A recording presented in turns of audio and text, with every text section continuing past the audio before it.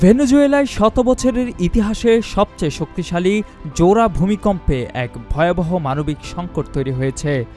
মাত্র ৩৯ সেকেন্ডের ব্যবধানে আঘাত হানা ৭.২ এবং ৭.৫ মাত্রার দুটি শক্তিশালী ভূমিকম্পে লণ্ডভণ্ড হয়ে গেছে দেশটির বিস্তীর্ণ অঞ্চল।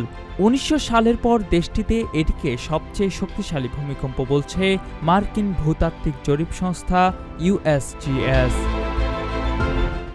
দেশটির অন্তর্বর্তীকালীন সরকারের তথ্য অনুযায়ী এই দুর্যোগে এখন পর্যন্ত অন্তত ৩২ জনের প্রাণহানি ঘটেছে। আহত হয়েছেন ৭ শতাধিক মানুষ। ধ্বংসস্তূপের নিচে আরও বহু মানুষ আটকে থাকায় মৃতের সংখ্যা কয়েক হাজার ছড়িয়ে যাওয়ার আশঙ্কা করা হচ্ছে। সবচেয়ে বেশি ক্ষতিগ্রস্ত হয়েছে লাগোয়া অঙ্গরাজ্য। সেখানে কয়েক ডজন বহুতল ভবন ধসে পড়েছে।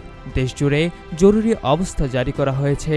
বিদ্যুৎ ও ইন্টারনেট যোগাযোগ সম্পূর্ণ ভেঙে পড়ায় এবং আফটার শকের আতঙ্কে লাখো মানুষ এখন খোলা আকাশের নিচে রাত কাটাচ্ছেন। বিপর্যয় মোকাবিলায় ইতিমধ্যে যুক্তরাষ্ট্র ও মেক্সিকো সহ বিভিন্ন দেশ জরুরি ত্রাণ ও উদ্ধারকর্মী পাঠানোর প্রস্তুতি নিয়েছে।